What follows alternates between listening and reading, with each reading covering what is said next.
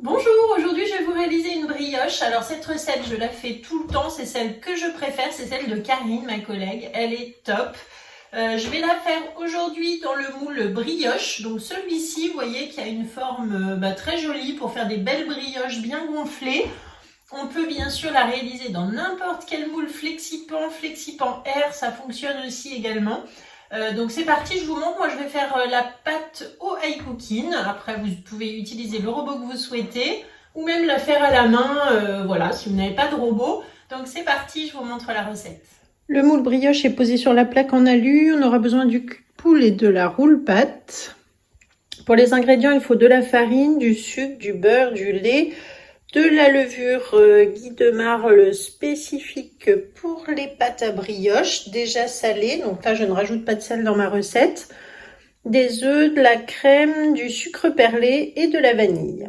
Je vais réaliser la pâte dans le high cooking avec la recette Ma brioche de ma collègue Karine.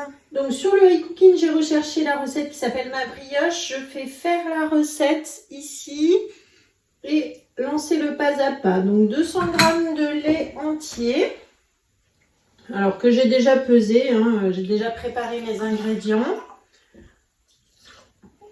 Voilà. Ensuite, suivant, un sachet de levure pour brioche gourmandise.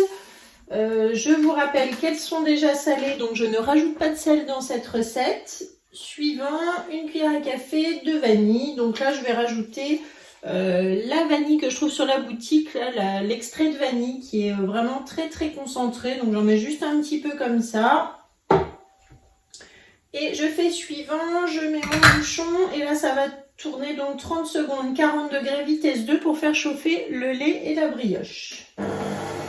Étape suivante, donc là 500 g de farine. Je vais ouvrir le bol, ça sera plus facile. J'avais déjà pesé ma farine.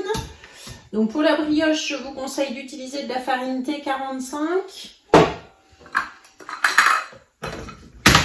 Je referme. Donc suivant, 80 g de sucre en poudre.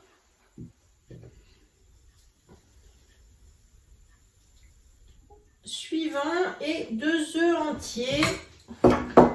Donc les œufs, je les casse toujours un par un dans le petit gobelet du high cooking. Ça me permet de vérifier qu'ils sont bien corrects et pas mélanger tout dans la pâte.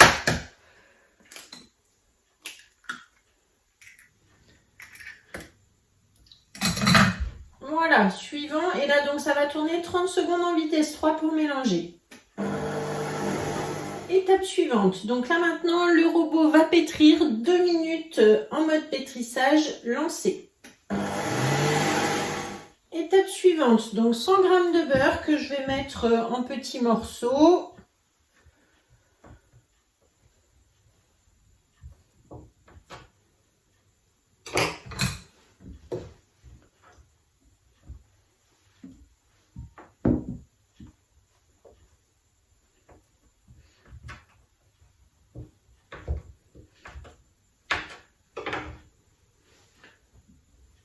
Voilà, suivant.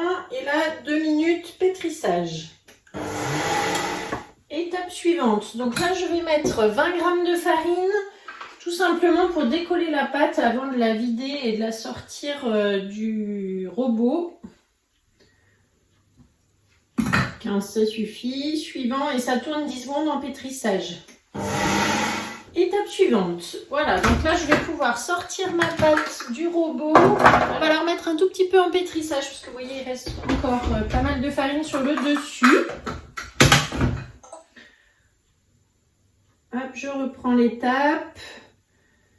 Je fais suivant et je vais modifier. On va mettre peut-être 15 secondes. Valider, lancer. Voilà, donc là c'est terminé. Je vais pouvoir mettre maintenant ma pâte dans mon cul de poule. Donc je retire les lames du robot.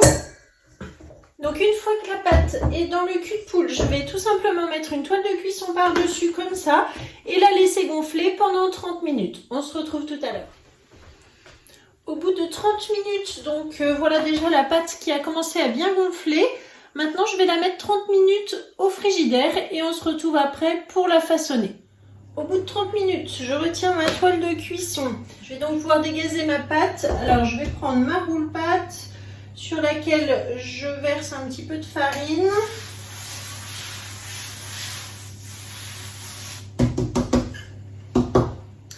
Avec le racloir, du coup, je vais pouvoir vider ma pâte. Voilà, donc elle a déjà bien gonflé, hein, on voit la texture de la pâte. Et donc là, je vais tout simplement l'aplatir comme ceci. Là, je ne vais pas du coup la découper puisque je vais faire une grande brioche comme ceci. Donc, vous voyez, je replie en 3, je dégaze de nouveau avec la paume de la main. Donc ça fait une pâte qui est quand même assez facile à travailler, pas très collante vu que dans cette recette-là, il n'y a pas trop d'œufs, donc c'est pour ça que je l'aime bien. Mon moule à brioche, donc l'important pour les pâtes, c'est de ne jamais avoir un moule mouillé quand vous mettez votre pâte. Donc ça, je l'avais rincé tout à l'heure en début de recette, donc il est sec. Pareil pour les flexipans air, ne les mouillez pas avant de mettre votre pâte, sinon ça va l'humidifier. Et là, pour la cuisson, ça ne sera pas idéal. Voilà. Donc là, je refais un boudin. Et je vais tout simplement, voilà, mettre mon boudin dans mon moule à brioche. Comme ceci. Donc là maintenant je vais laisser lever environ 30 minutes encore dans le moule avec la toile de cuisson. On peut aller un petit peu plus vite en mettant à 30 degrés dans le four pendant 15-20 minutes. Dans ce moule là je ne vais pas dorer ni mettre de sucre perlé. Dans la recette vous avez effectivement de la crème, du jaune d'œuf et du sucre, c'est quand vous mettez par dessus. Donc au bout des 30 minutes de lever vous pouvez tout simplement dorer votre brioche avec un jaune d'œuf battu avec la crème, mettre du sucre perlé. Ici, c'est pas nécessaire puisque ça va cuire comme ça et on démoulera directement. Voilà, donc on se retrouve tout à l'heure après cuisson.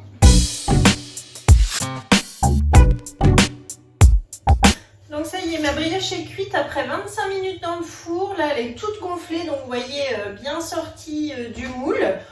Donc je prends ma grille à pâtisserie, je le mets dessus comme ça et je vais retourner, hop, tout simplement. Donc maintenant je peux démouler, on attend toujours 5-10 minutes, hein. Vous savez que le moule refroidisse avant de démouler un flexipan. Et hop, ça se démoule tout seul et elle est toute dorée, toute belle. Donc là, une jolie brioche grâce à ce moule, on va se régaler. Donc je la laisse bien refroidir, on peut ensuite mettre un petit peu de sucre glace avec la saupoudreuse, ça va être sympa aussi, voilà. Et donc voilà, un délicieux goûter. Donc après on a en fait des tranches grâce à ce moule, donc c'est super pratique. Et en tout cas, on va se régaler. Donc moi, je vais vous mettre la recette de Karine dans la description de la vidéo. J'aime beaucoup cette recette. Après, vous pouvez essayer aussi votre recette. En tout cas, dans ce moule, on peut faire des kouglof, des brioches, on peut faire des terrines aussi. C'est très joli de démouler des terrines froides grâce à ce moule. Donc plein d'idées sucrées, salées. Allez regarder sur le club, voilà. Donc si vous cherchez une conseillère, n'hésitez pas à me contacter et pensez à liker, à commenter et à m'envoyer aussi vos photos. À bientôt!